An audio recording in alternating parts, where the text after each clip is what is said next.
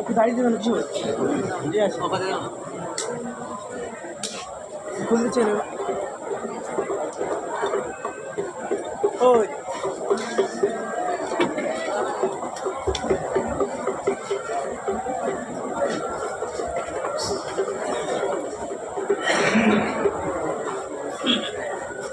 السلام عليكم ورحمة الله وبركاته.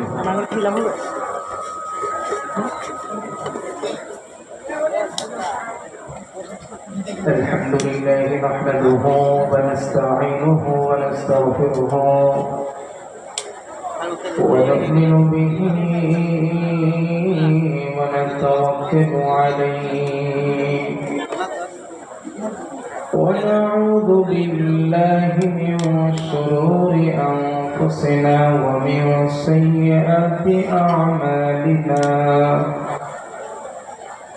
من يهده الله فلا مضل له ومن يضلله فلا هادي له ونشهد أن سيدنا وسندنا وحبيبنا وطبيبنا وطبيب أرواحنا محمدا عبد الله ورسوله هو الذي لا ضد له ولا ند له لا مثل له ولا مثيل له ولا كفيل له أحدا صمدا لم يلد ولم يولد ولم يكن له كفوا أحد أما بعد فقد قال الله تعالى في كلامه المجيد والفرقانه الحميد أعوذ بالله من الشيطان الرجيم بسم الله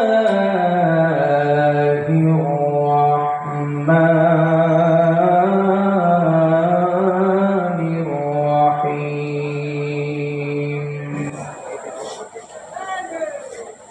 يا أيها الذين آمنوا كتب عليكم الصيام كما كتب على الذين من قبلكم لعلكم تتقون وقال تعالى في موضع آخر أعوذ بالله من الشيطان الرجيم شهر رمضان الذي أنزل فيه القرآن هدى للناس وبينات من الهدى والفرقان فمن شهد منكم الشهر فليصم ومن كان مريضا أو على سفر فعدة من أيام أخر. وقال تعالى في موضع آخر أعوذ بالله من الشيطان الرجيم ودعوهم فيها سبحانك اللهم وتحيتهم فيها سلام وآخر دعواهم عن الحمد لله رب العالمين. وقال رسول الله صلى الله عليه وسلم في الجنة 8 أبواب من كل باب يسمى الريان لا يدخله إلا الصائمون. وقال رسول الله صلى الله عليه وسلم السلام قبل الكلام أو كما قال عليه الصلاة والسلام. وقال تعالى في شان حبيبه إن الله وملائكته يصلون على النبي يا أيها الذين آمنوا صلوا عليه وسلموا تسليما. اللهم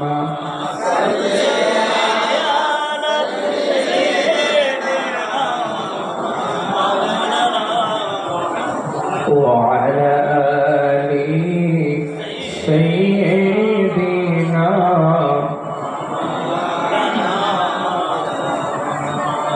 সকলে ঘুমকে ছেড়ে রসুলের প্রতি মহব্বত এবং ভালোবাসা নিয়ে বলিষ্ঠ কণ্ঠে আওয়াজ করে আর একটা বার একটু সকলে মিলে পড়ি আল্লাহুম্মা সাল্লি আলা সাইয়্যিদিনা মাওলানা মুহাম্মদ ওয়া আলা আলিহি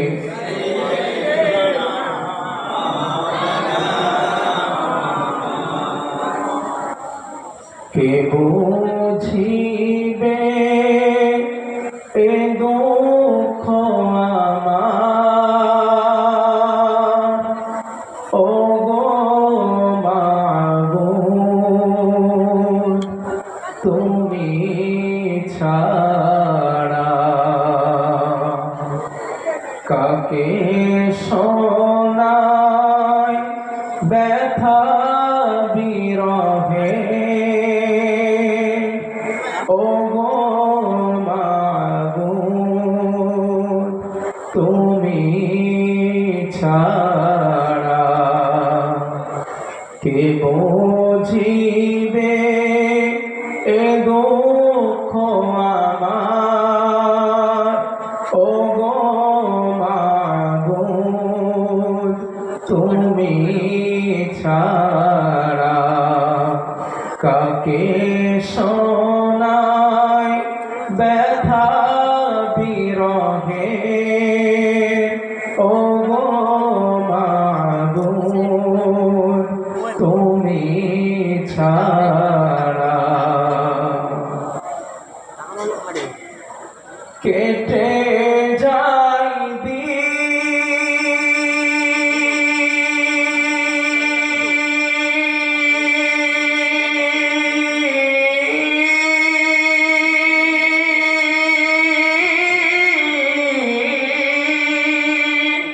কেটে যাই দিন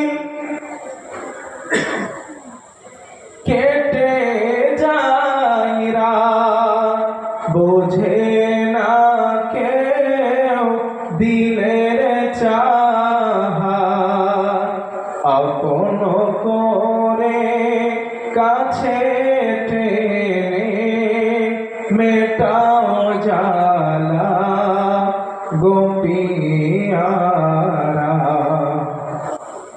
কে বুঝিবে এ দুঃখ আমার, ও গো মাবুদ তুমি ছাড়া। আল্লাহুম্মা সাল্লি আলা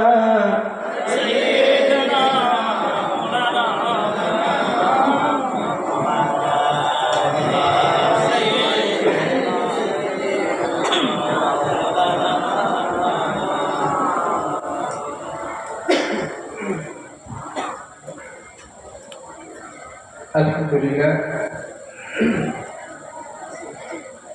আজ জলসার সম্মানিত নির্ধারিত শিক্ষিত সভাপতি সাহেব, সামনে বসে থাকা ইসলাম দরদি, কোরআন প্রেমিক, আল্লাহ তাআলা রাসূল প্রেমিক আমার আব্বাজান ও যুবক ভাইরা, পর্দার আড়াল থেকে আমার কণ্ঠ শ্রবণকারিণী সম্মানিতা মা এবং বোনেরা, স্নেহ ভাজন ছোট ছোট বাচ্চারা, মাগরিবের পর থেকে এত সময় পর্যন্ত আপনারা বিভিন্ন আলেম ওলামাদের কাছ থেকে গুরুত্বপূর্ণ নসিহতমূলক কথা শ্রবণ করেছেন। এখন আমি আল্লাহ পাকের এক নগণ্য অযোগ্য গোলাম আপনাদের সামনে কথা বলার জন্য বসেছি। তিনি আমাকে বসিয়েছেন। তিনি যদি চান কোরআন এবং সুন্নাহকে সামনে রেখে কিছু কথা আলোচনা করব। ওমা তৌফিকি ইল্লা বিল্লাহ। রব্বি শরহ লি সদরি ওয়া ইয়াসসির লি আমরি ওয়াহলুল উকদাতাম মিন লিসানি ইয়াফকাহু কওলি। রব্বি জিদনি ইলমা রব্বি ইয়াসসির ওয়া লা তুআসসির ওয়া তামিম বিল খাইর। সুবহানাকা লা ইলমা লানা ইল্লা মা 'আল্লামতানা ইন্নাকা আনতাল আলিমুল হাকীম।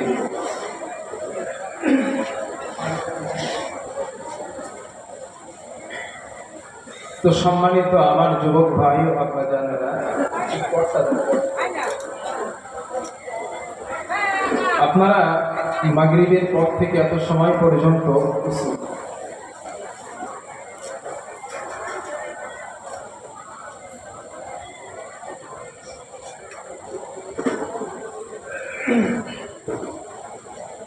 পোকা যে হালকা উঠছে না, এটা একটু ডিস্টার্ব করে গলায় চলে গেছে, তো সমস্যা হচ্ছে।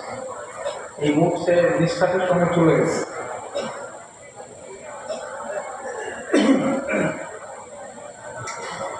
তো মাগরিবের পর থেকে এত সময় পর্যন্ত আপনারা কোন হুজুরের কাছ থেকে কি আলোচনা শুনেছেন আমি জানি না।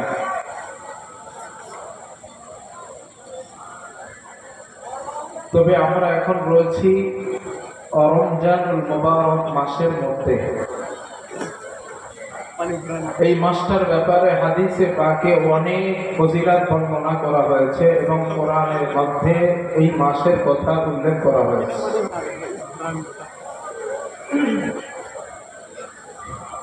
তো আজ আমরা রমজান নিয়ে কথা বলবো ইনশাআল্লাহ তাআলা। তার আগে আমি এখানে বসার পর আপনাদের মধ্যে একটা রং বিষয় লক্ষ্য করেছি। এটা বাঁকুড়া জেলা তো না ভাইয়া? বাঁকুড়া জেলা। তো বাঁকুড়া জেলায় আমি জীবনের প্রথম আছি, কখনো আসি নাই। বর্ধমানে এসেছি, তবে বাঁকুড়াতে কখনো আসেনি। তো এখানে আসার পরে মাহফিল খুঁজে পাচ্ছি না, কোন দিকে যায়। চতুর্দিকে তো লাইট দেওয়া, গেট করা, কোন দিকে যাব মাহফিলই খুঁজে পাই না। তো যাইবা হোক, রমজান মাসে মধ্যরাতেও যে আপনারা এতটা মানুষ আমার সামনে বসা, এটা আল্লাহ পাকের পক্ষ থেকে নিয়ামত ছাড়া আর কিছু না।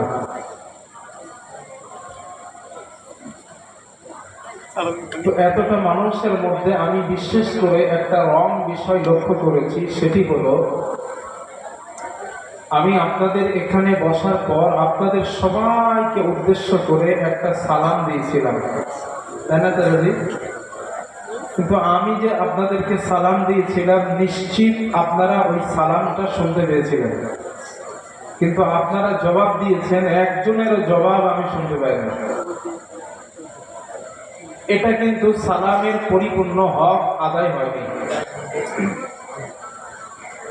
আল্লাহ তাআলা কোরআনে বলেন, তোমাদের যখন কেউ উত্তম বাক্য বলে বা সালাম দেয়, ওই সালামের পাওয়ারটা তোমরা তেমন ভাবে দাও সালাম দাতা যেমন ভাবে দিয়েছে।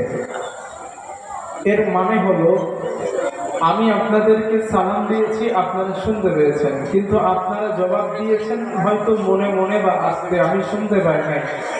আল্লাহ বলে না, তোমরা সালামের উত্তরটা তেমন ভাবে দাও সালাম দাতা যেন শুনতে পাই। সুবহানাল্লাহ। এটা হলো সালামের দেওয়ার পরিপূর্ণ হক। এটা আমাদের মধ্যে কেন হয়? কারণ হলো সালামের গুরুত্ব আমাদের কাছে খুবই কম, এটা অস্বীকার করা যাবে না। মসজিদের ইমাম সাহেব মসজিদ থেকে নামাজ পড়ে বার হয়েছেন, রাস্তায় দাঁড়ানো একজন যুবক ছেলে চিন্তা করলেন, হুজুরের মাথায় বড় টুপি, মুখে বড় দাড়ি, গায়ে বড় জামা, হুজুরকে দেখে একটা সালাম দেই। সেই যুবক ছেলেটা ওই আলিম বা ইমাম সাহেবকে দেখে সালাম দিলেন, কিন্তু হুজুরের পিছনে আসরের নামাজ পড়েছেন একটা ছেলে, তার মাথায় টুপি নেই, মুখে দাড়ি নেই, প্যান্ট শার্ট পরা, কিন্তু ওই ছেলেটাকে দেখে আমরা আর সালাম দিই না। কেন? তার মুখে দাড়ি নেই। এরকম হয় না দাদাজি?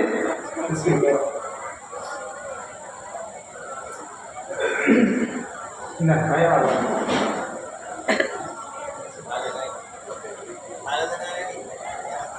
না চিনিস তো। এটা হলো আমাদের কাছে সালামের মানে অবহেলিত বলা যায় না, মানে সালামের গুরুত্ব আমাদের কাছে নেই, না থাকার কারণে আমরা সালামটাকে এমন মনে করি। এজন্য আমি রমজান মাস নিয়ে কথা বলার আগে সালাম নিয়ে কিছু কথা বলি, যাতে আগামীতে আপনাদের এই ভুলটা যেন আর না হয়। কারণ এটা একটা শিক্ষা কেন্দ্র, এটা শুধু ধর্মীয় জলসা নয়। আর আমি যে স্টেজে উঠি, আমার আগে খুবাই ভাইজান ছিলেন না, খুবাই ভাইজান ছিলেন, উনি আমার আলোচনা একটা বাকিলে অনেক প্রায় 1 ঘন্টার মতো শুনেছিলেন। তো বারবার উনি একটা কথা বলছিলেন, আমি ভাইয়ের আলোচনা শুনেছি, আমি শুনেছি। তো আমি এ কথা প্রত্যেকটা জায়গায় উঠে বলি যে এটা শুধু ধর্মীয় জলসা নয়, এটা একটা শিক্ষা, একটা ক্লাস। এজন্য আমি চাই যে আমার কাছ থেকে রাত 12টার সময় আপনারা কিছু শিখে বাড়ি যাবেন। তো 1 নাম্বার আমি আপনাদেরকে একটু বোঝাই সালামের গুরুত্ব ইসলামে কতটা দেওয়া হয়েছে। আশা করি আমার কাছ থেকে শোনার পরে আল্লাহ চাইলে, আর যদি আমলের নিয়তে শোনেন, আল্লাহ চাইলে আগামী দিন আপনারা সালাম আর ছেড়ে দেবেন না। হ্যাঁ, আমি বলতে থাকি, আপনারা শোনেন। তো আলোচনা শুরু করার আগে আল্লাহ তাআলার একটু প্রশংসা করি উচ্চ আওয়াজে, প্রাণ খুলে সকলে মিলে আওয়াজ করে একবার বলি আলহামদুলিল্লাহ, আর একটাবার বলি আলহামদুলিল্লাহ। নবীজির প্রতি জানাই দরুদ পড়ি সাল্লাল্লাহু আলাইহি ওয়াসাল্লাম, সাল্লাল্লাহু আলাইহি ওয়াসাল্লাম। আসেন, আলোচ্য বিষয় 1, সালামের গুরুত্ব। খুব মন দিয়ে শোনেন, ঘুম তো লাগেনি ইনশাআল্লাহ। সেহেরি পর্যন্ত মনে হয় মাহফিল হবে না, আমার পরে আরেকজন হুজুর আছে, আমার পরে আখেরি একজন পীর সাহেব হুজুর আছেন, তিনি কথা বলবেন ইনশাআল্লাহ তাআলা। তো সালামের উপকার, সালামের ফজিলত। ফজিলত নাম্বার 1, খুব মন দিয়ে শোনেন। আমরা এখানে যত মানুষ বসে আছি, আমরা সবাই একদিন মারা যাব। মারা যাওয়ার পর হাসরের মাঠে আল্লাহ তাআলা আমাদেরকে হাজির করাবেন। ওই হাজির হওয়ার পর আল্লাহ মানুষকে 2টি দলে বিভক্ত করবেন। কোরআনে আল্লাহ বলেন, ফারিকুন ফিল জান্নাতি ওয়া ফারিকুন ফিস সাঈর। একটা দল যাবে জান্নাতে, আর একটা দল যাবে জাহান্নামে। এটাই দুটোই কিন্তু দল, দুটো দলের বেশি হবে না। তবে হ্যাঁ, একটা হাদিসে আসছে, নবীজি বলেন তাফতারিকু আলা উম্মতি সালাসা, আমার উম্মতের মাঝে 73টা দলে ভাগ হবে। কটা? 73, 73। তো উম্মত বলতে কারা? যারা বলেছে লা ইলাহা ইল্লাল্লাহ, ওরা হলো রাসূলের উম্মত। নবী বলেন এই উম্মতের মাঝে 73 দলে ফিরকা হবে, সমস্ত ফিরকা জাহান্নামে যাবে ইল্লা ওয়াহিদ, একটা দল, একটা ফিরকা, ওটা জান্নাতে যাবে। সাহাবারা বললেন হুজুর ওই কিলা ইয়া রাসূলুল্লাহ, হুজুর ওই দলটা কারা আমাদেরকে একটু বলুন। নবীজি এক ভাষায় জবাব দিলেন, মা আনা আলাইহি ওয়া আসহাবিহি, আমি নবী, আমার অনুসরণ যারা করবে এবং আমার সাহাবাদের অনুসরণ যারা করবে, ওরা জান্নাতি দলের মানুষ। কথা ক্লিয়ার? যে নবীর অনুসরণ করলো, সাহাবার অনুসরণ করলো, উনি জান্নাতি দলের মানুষ। আর আল্লাহ কোরআনে কি বলছেন? দুটি দল হবে, একটা দল জাহান্নামী আর একটা দল জান্নাতি। মানে একটা দল ঈমানদার আর একটা কাফের। এখন জাহান্নামে কারা যাবে আমরা জানি, যারা কাফের হবে তারা। জান্নাতে কারা যাবে? কোরআনের একাধিক আয়াত দিয়ে আমি বোঝাতে পারবো, তবে একটা আয়াত বলি, ওই আয়াতের মধ্যে পরিপূর্ণ ব্যাখ্যা আছে। আল্লাহ তাআলা বলেন, ওয়া আম্মা মান খাফা মাকামা রাব্বিহি ওয়া নাহান নাফসা আনিল হাওয়া।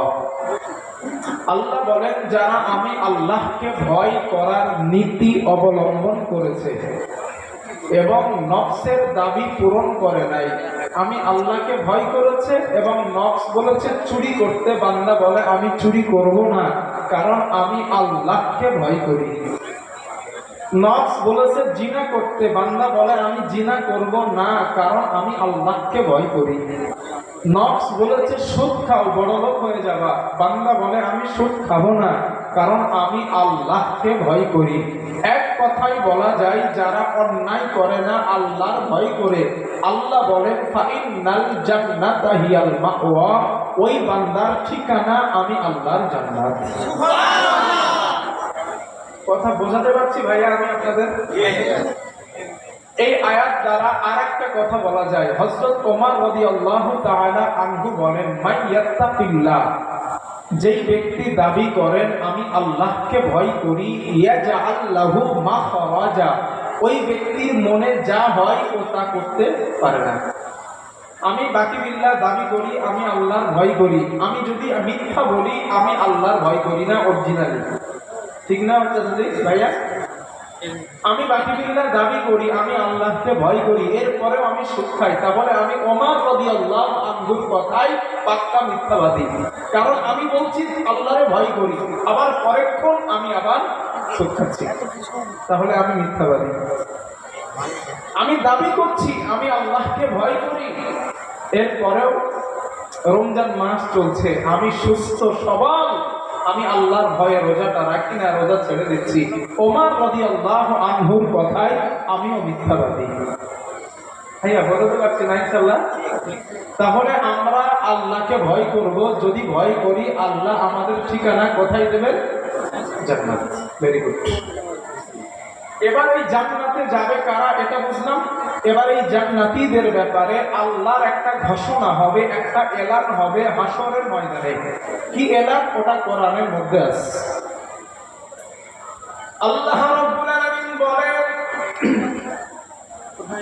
وَسِيقَ الَّذِينَ اتَّقَوْا رَبَّهُمْ إِلَى الْجَنَّةِ زُمَرًا حَتَّى إِذَا جَاءُوهَا وَفُتِحَتْ أَبْوَابُهَا وَقَالَ لَهُمْ خَزَنَتُهَا سَلَامٌ عَلَيْكُمْ طِبْتُمْ فَادْخُلُوهَا خَالِدِينَ। জোরে বলেন আল্লাহু আকবার। আল্লাহ রাব্বুল আলামিন বলেন, বান্দারে হাশরের ময়দানে আমি তোমার আল্লাহ, আমি তোমার রব একটা এলান করব, একটা ঘোষণা করব। ও আমার ফেরেশতারা, ওই আমার মুমিন বান্দাগুলা দাঁড়ানো, তোমরা ওদেরকে হাঁটাতে হাঁটাতে জান্নাতের দিকে নিয়ে যাও। আরবি শব্দের ওয়াসিকা বাংলা মানে হলো হাঁটানো, ধাক্কা দেওয়া। কি দেওয়া? একটু কথা বলতে হবে। কি দেওয়া? ওয়াসিকা। ওয়াসিকা শব্দের বাংলা অর্থ কি? ধাক্কা দেওয়া। প্রশ্ন আপনাদের মাথায় আসবে, হুজুর জান্নাতি হবার পরেও ধাক্কা খাওয়া লাগবে, কথাটা কেমন হলো না? ঠিক না ভাইয়া? জান্নাতি হয়েছি এরপরেও ধাক্কা খাওয়া লাগবে। দেখেন আল্লাহ আরেকটা আয়াত শুনে আমরা কি বলেন। আল্লাহ রাব্বুল আলামিন বলেন, ওয়াসিকাল্লাযীনা কাফারু ইলা জাহান্নামা যুমারা। আল্লাহ রাব্বুল আলামিন বলেন, বান্দারে হাসরের ময়দানে জাহান্নামী বান্দাদের ধাক্কা দিতে দিতে জাহান্নামার দিকে নিয়ে যাওয়া হবে। এবার ব্যাখ্যাটা হুজুর বুঝলাম, জাহান্নামীরা অপরাধী, এই জন্য তাদেরকে ধাক্কা দেওয়া লাগবে। কিন্তু জান্নাতীরা অপরাধী না, কেন ধাক্কা দেওয়া লাগবে? ঠিক তো? দুটোই ওয়াসিফা, জাহান্নামীদের আগে ওয়াসিফা, জান্নাতীদের আগেও ওয়াসিফা। দুটোর অর্থ হলো ধাক্কা। হুজুর জাহান্নামীদের ধাক্কা দেওয়া এই জন্য লাগবে কারণ তারা অপরাধী, কিন্তু জান্নাতীরা তো অপরাধী না, ওরা আল্লাহর নিয়ামত প্রাপ্ত বান্দা, ওদের ধাক্কা কেন দেওয়া লাগবে? একটা এক্সাম্পল আগে বুঝেন। আপনাদের নেই যেহেতু একটা এক্সাম্পল, আপনাদের গ্রামে একটা চোর আছে, জুতো চুরি করে, মুরগি চুরি করে, গরু চুরি করে, হাঁস চুরি করে, ওর জন্য বাইরে কিছু রাখার মতো নেই, শুধু চুরি করে, চান্স পাইবে। এখন আপনারা তাকে ধরতে পারেন না। আপনাদের থানার নাম কি আছে এখানে? জয়পুর থানা।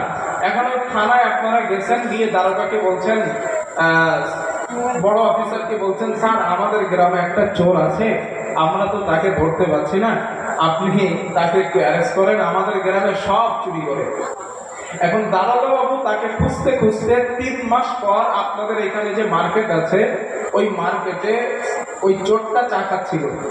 দারোগা বাবু পিছন দিক থেকে এসে চোরের হাত ধরে বলে, বেটা 3টা মাস ধরে তোমাকে খুঁজতেছি, তোমাকে পাই না, আজ যেহেতু তোমাকে পেয়েছি আমরা ছাড়বো না। শব্দের দিকে একটু খেয়াল রাখবেন, ছাড়বো না। আপনার বন্ধু 10 বছর একসঙ্গে লেখাপড়া করতেন, 20 বছর দেখা নাই, হঠাৎ কলকাতা স্টেশনে আপনার বন্ধুর সঙ্গে আপনার সাক্ষাৎ।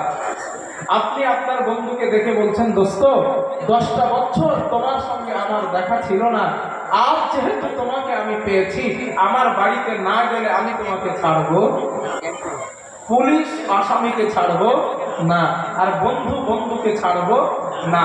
শব্দ দুটো কিন্তু এক, অর্থ আলাদা। বন্ধুর ছাড়বো না আর আসামি ছাড়বো না, এটা কখনো এক হতে পারে না। আল্লাহ জাহান্নামীদের আগে ধাক্কা দিলেন, জান্নাতীদের আগেও ধাক্কা ওয়াসিফা বললেন, কেন? এবার নবী কি বলে দেখেন। ভাই আমি চাচাজি বোঝাতে পারছি তো আপনাদের? আল্লাহ নবী বলেন, এই জন্য জাহান্নামীদের জান্নাতীদের ধাক্কা দেওয়া লাগবে। জান্নাতি বান্দাদের ধাক্কা দেওয়ার এই জন্য প্রয়োজন। জান্নাতীরা জান্নাতের দিকে যেতে থাকবে। জান্নাত পাওয়ার আগে জান্নাতীরা জান্নাতের বিরাট বড় গেট দেখতে পাবে, বিরাট বড় মঞ্জিল দেখতে পাবে। জান্নাতীরা মনে করবে, এটাই মনে হয় জান্নাত, এখানে আমাদের থাকার জায়গা। ফেরেশতারা বলবে, না না, এটা জান্নাত না, এটা জান্নাতের একটা গেট। ও জান্নাতীরা আরো সামনে আগিয়ে চলো। জান্নাতীরা বলবেন, না এটাই জান্নাত, বলে বসে পড়বে। আল্লাহর নবী বলেন, এক পর্যায়ে হাত ধরে ওঠাবে, আরে ওঠো না, এটা জান্নাত না, এটা জান্নাতের গেট। এই যে হাত ধরে ওঠাবে আর বলে, চলো সামনে চলো। এই জন্য আল্লাহ ওয়াসিফা দিলেন, কারণ তারা গেট দেখে মনে করবেই জান্নাত। কথা বলতে পারছি না ইনশাআল্লাহ? এবারে ধাক্কা দিতে দিতে গেল কোথায়? জান্নাতের গেটের কাছে, মূল গেট। এখন জান্নাতের গেটে দাঁড়ানো আছে আল্লাহর রহমতের ফেরেশতারা। কি হয় ঘটনা দেখেন। আল্লাহ তাআলা বলেন, জান্নাতের গেটে দাঁড়ানো আমার রহমতের ফেরেশতারা। জান্নাতের রহমতের ফেরেশতাগুলা জান্নাতীদের লক্ষ্য করে বলবেন সালামুন আলাইকুম তিবতুম ফাদখুলুহা খালিদিন। ও জান্নাতীরা, তোমাদের জন্য আমাদের পক্ষ থেকে অভিনন্দন হলো, সালাম। যাও জান্নাতের মধ্যে প্রবেশ করো, ওই জান্নাত থেকে তোমাদের আর কখনো বার হওয়া লাগবে না। এবার আমি আপনাদের জিজ্ঞাসা করি, বিবেক থেকে বলেন, জান্নাতে প্রবেশ করার আগে অভিনন্দন কি দেওয়া হলো? জোরে বলেন, সালাম। অভিনন্দন, সালাম। এখন আমরা সবাই জান্নাতীরা সবাই জান্নাতে প্রবেশ করেছে, বলেন ইনশাআল্লাহ আমরা জান্নাতে যাব। বলেন বলেন ইনশাআল্লাহ, সবাই বলেন ইনশাআল্লাহ জান্নাতে যাব। এখন আমরা সবাই জান্নাতে প্রবেশ করেছি, করার পরে অবস্থা কি হয় দেখেন। আল্লাহ তাআলা বলেন, জান্নাতীরা জান্নাতের মধ্যে প্রবেশ করার পর জান্নাতীদের অবস্থা কি হবে আল্লাহ বলেন, ওয়াতাউহুম ফিহা সুবহানাকা আল্লাহুম্মা ওয়া তাহিয়াতুহুম ফিহা সালাম। আল্লাহ রাব্বুল আলামিন বলেন, জান্নাতীরা জান্নাতের মধ্যে প্রবেশ করার পর জান্নাতীদের মুখের ভাষা, জান্নাতীরা বলবেন, আল্লাহ আমরা আপনার পূত পবিত্রতা বর্ণনা করেছি। আর জান্নাতীদের মুখের ভাষা গুলা হবে সালাম আর সালাম। কথাটা কার? জোরে বলেন, কথাটা কার? জান্নাতে প্রবেশের আগে অভিনন্দন কি ছিল? প্রবেশ করার পরে কথা কি হলো? সালাম। এই আয়াতের ব্যাখ্যায় উলামায়ে কেরাম যারা আছেন, আমি আপনাদের দৃষ্টি আকর্ষণ করছি, এই যে কথাটা বলছি এটা তাফসিরে কাসিরও পাবেন। বাংলা তাফসিরে হয়তো আছে কিনা জানি না, তবে আরবিক যে তাফসির ইবনে কাসির আছে ওটাই আপনারা এই তথ্য পেয়ে যাবেন। আল্লামা জুরাইজ রাহমাতুল্লাহ আলাইহি আয়াতের ব্যাখ্যায় বলেন, জান্নাতীরা জান্নাতের মধ্যে বসা থাকবে, ইদা মাররা বিহিমুত তায়র, জান্নাতীদের সামনে দিয়ে বিরাট বড় বড় উট পাখির মতো পাখি জান্নাতীদের সামনে দিয়ে অতিক্রম করবে। জান্নাতীরা মনে মনে করবে, ইয়াশতাহুনাহু, ওই পাখিগুলোর গোশত যদি রান্না করে খাওয়া যেত, ভুনা করে যদি খাওয়া যেত, কতই না ভালো হতো। আল্লামা জুরাইজ বলেন, জান্নাতীরা এই কথা মনে মনে বলার সঙ্গে সঙ্গে ইয়াতিহিমুল মালাকু বিমা ইয়াশতাহুনাহু, ওই পাখিটার গোশত রান্না করে ফেরেশতারা জান্নাতীদের সামনে নিয়ে হাজির হয়ে যাবে। শুধু মনে বলছে, মুখে বলে না, মনে বলেছে মনে, এই পাখিটার গোশত যদি খাওয়া যেত, আল্লামা জুরাইজ বলেন সাথে সাথে ওই পাখিটার গোশত জান্নাতীদের সামনে ফেরেশতারা নিয়ে হাজির হয়ে যাবে। প্রিয় ভাইরা, দুনিয়ায় ম্যাজিক দেখছেন আপনারা? দেখছেন? হাত দেখবেন না, এটা দেখা হারাম। তবে জান্নাতে যাওয়ার পর আল্লাহর জান্নাতে ম্যাজিক দেখতে পাইবে। হ্যাঁ হ্যাঁ, সত্য বলছি। কিরকম ম্যাজিক জানেন? আপনাদের এলাকায় আম গাছ আছে না? আম গাছ। ওই আম গাছে যদি দুনিয়ায় আম খাইতে চান, আম গাছের কাছে যেতে হয়, আম গাছের কাছে গিয়ে আম পাড়তে হয়, ওর পরে আম খেতে হয়। রাসূলুল্লাহ সাল্লাল্লাহু আলাইহি ওয়াসাল্লাম বলেন, না, তুমি যখন জান্নাতের মধ্যে যাওয়ার পর তুমি কোন ফল খেতে চাইবা, ওই গাছের কাছে তোমাকে যেতে হতে হবে না, তুমি মনে বলো অথবা মুখে বলো, ওই গাছের ফল, গাছের ডালটা ক্লোজ হয়ে তোমার মুখের কাছে চলে আসবে। ওঠাই জান্নাত। এক সাহাবা মসজিদে নববীতে রাসূলুল্লাহ সাল্লাল্লাহু আলাইহি ওয়াসাল্লাম মসজিদে নববীতে জান্নাতের নিয়ামতের বর্ণনা করেছেন। এক সাহাবা কাঠের একটা কাঠি দ্বারা যার নিজের দাঁতকে তিনি খেলার করেছেন। আল্লাহর নবী দেখতে পেলেন, রাসূলুল্লাহ বললেন, ও আমার সাহাবা, তোমার হাতে ওটা কি? ওই সাহাবা বলেন, ইয়া রাসূলুল্লাহ, আমার হাতে একটা কাঠের বানানো কাঠি। আল্লাহর নবী বলেন, ও আমার সাহাবা শোনো, যে আল্লাহর হাতে আমি নবী মুহাম্মাদের প্রাণ, ওই আল্লাহর নামের কসম করে বলছি, আল্লাহর জান্নাতের মধ্যে এমন সামান্য পরিমাণ কাঠ তুমি খুঁজে পাবে না। ওই সাহাবা বললেন, ইয়া রাসূলুল্লাহ, হুজুর আমার একটা প্রশ্নের জবাব দেন। আল্লাহর নবী বললেন, কি প্রশ্নের জবাব?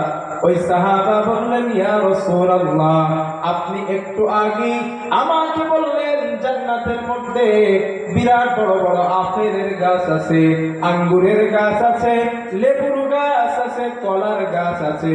হুজুর, গাছ যদি থাকে কাঠ কেন থাকবে না? হুজুর আপনি আমাকে বলেন। আল্লাহর নবী বলেন, ও আমার সাহাবা, আমি নবী যখন মেরাজে গিয়েছিলাম, জান্নাত ভ্রমণ করার সময় দেখি জান্নাতের মধ্যে আমার আল্লাহ যে বৃক্ষ গাছগুলা বানিয়েছেন, ওইগুলা কাঠ দ্বারা বানানো না, সোনা এবং রূপা দ্বারা নির্মিত। সোনা রূপার গাছ জান্নাতে। আপনাদের প্রশ্ন হবে, বাকি বিল্লাহ, সোনার গাছে রূপার গাছে কি আবার আম হয়, লেবু হয়, আপেল হয়? আমি আপনাদের জিজ্ঞাসা করি, আপনারা আমাকে বলুন, কাঠের গাছে দুনিয়ায় আম দিয়েছেন কে? তো কাঠের গাছে যদি আল্লাহ আম দিতে পারেন, জান্নাতের মধ্যে আল্লাহ সোনার গাছে আম দিতে পারে না? এসব হ্যাঁ, এটাই জান্নাত। যা চাইবেন জান্নাতি মনে বলেন আর মুখে বলেন, সাথে সাথে আমার আল্লাহ ওইটা আপনার জন্য হাজির করে দেবেন। হাজির করবেন। এক সাহাবা তো এই কথা শুনেই নবীকে বলছেন, হুজুর আপনি তো বললেন যা চাবো তাই পাবো, আমি যদি আল্লাহর কাছে, আমার তো ঘোড়া চালানোর বড় শখ, আমি যদি আল্লাহর কাছে ঘোড়া চাই জান্নাতে, আল্লাহ কি আমাকে ঘোড়া দেবেন? নবী বলে, বিশ্বাস করো সাহাবা, শোনো, তুমি যদি আল্লাহর কাছে জান্নাতে ঘোড়া চাও, বেশক আল্লাহ তোমাকে এমন ঘোড়া দেবেন যেই ঘোড়া মাটিতে চলবে না, তোমাকে নিয়ে আসমানে উঠতে থাকবে। যা চাইবেন বিশ্বাস করুন চাচাজি, ও যুবক ভাই, বিশ্বাস করুন, জান্নাতে যা চাইবেন আল্লাহর কাছে আল্লাহ তাই আপনার জন্য ব্যবস্থা করবে। ওটাই জান্নাত। তবে হ্যাঁ, একটা কথা বলি, দুনিয়ায় অনেক মানুষের বিড়ি খাওয়ার শখ আছে, যেন বিড়ি টিড়ি আবার চেয়ে বসেন না আল্লাহ বুঝতে, যে আল্লাহ দুনিয়ায় তো বিড়ি খাইতাম, আর শুনছিলাম হুজুরদের কাছে যে যা যা চাবো তুমি তাই দিবা, তো বিড়ি তো খাওয়ার বড় শখ ছিল, তো আমার একটা বিড়ি দাও, একটু বিড়ি খাই। তো হ্যাঁ, না না না, যদি চান আপনি তবে আল্লাহ দিবেন। তবে বিশ্বাস করুন, জান্নাতে যাওয়ার পর বিড়ির মতো এমন পচা জিনিস খাইতে আপনার ইচ্ছে করবে না। হ্যাঁ, সত্য বলছি, এমন পচা জিনিস মনে চাইবেই না যে আমি একটা বিড়ি খাই। আর যারা বিড়ি খান, একটা কথা যেহেতু উঠে এসেছে, একটা কথা বলি, আমি মানা করছি না আপনাদের বিড়ি খাইতে, যে বিড়ি খায়েন না, বিড়ি খাওয়া এই হবে ওই হবে এই হবে, হাবি হবে দাবি হবে, আমি এইভাবে কথা বলি না। কারণ মানুষ কষ্ট পাক, ইউটিউবে দেখবেন আমার আলোচনা, মানুষ কষ্ট পাক, কষ্টদায়ক কোনো লফজ, কোনো শব্দ আমার জবান থেকে আমি ইউজ করি না। আমি যুক্তি দিয়ে কথা বলতে ভালোবাসি। তো বিড়ি যারা খান, আমি দুইটা কথা বলি তাদের উদ্দেশ্যে, আমি মানা করছি না, তবে বিবেক দিয়ে ভাবতে বলছি। হাদিসের মধ্যে আছে আদ-দুখু আদ-দুখান ওয়াল আযাব, জাহান্নামের মধ্যে আছে ধোঁয়া, জাহান্নামের মধ্যে আছে আগুন, জাহান্নামের মধ্যে আছে আযাব। এক নাম্বার কি আছে? ধোঁয়া। দুই নাম্বার আগুন। তিন নাম্বার আযাব। এখন আমি আপনাদের জিজ্ঞাসা করি, বিড়ির মধ্যে কি আছে? ধোঁয়া আর আগুন। এই দুইটা জিনিস আছে জাহান্নামের মধ্যে। তো জাহান্নামের বৈশিষ্ট্য বিড়ির সঙ্গে মিলে যায়। এখন আপনি জান্নাতে যেতে চান আর আপনি বিড়ি খাইতেছেন, বিবেকের কাছে বলছি আপনার। দুই নাম্বার, মুফাসসিরিনে কেরাম বলেছেন, জাহান্নামের সঙ্গে, জাহান্নামের খোরাকের সঙ্গে, খাবারের সঙ্গে বিড়ির সঙ্গে পার্থক্য নাই, একত্ব ভাব রয়েছে। কিভাবে? আল্লাহ কোরআনে বলেন, তুসকা মিন আইনিন আনিয়া লাইসা লাহুম তুআমুন ইল্লা মিন দরি। জাহান্নামী ব্যক্তিদের আল্লাহ যে খাবার খাওয়াবেন, ওই খাবারটার নাম হলো দোয়ারি। কি খাবার? একটু জোরে বলেন, খাবারটার নাম কি? দোয়ারি। আল্লাহ বলেন ওই দোয়ারি খাবার খাওয়ার কারণে যাহা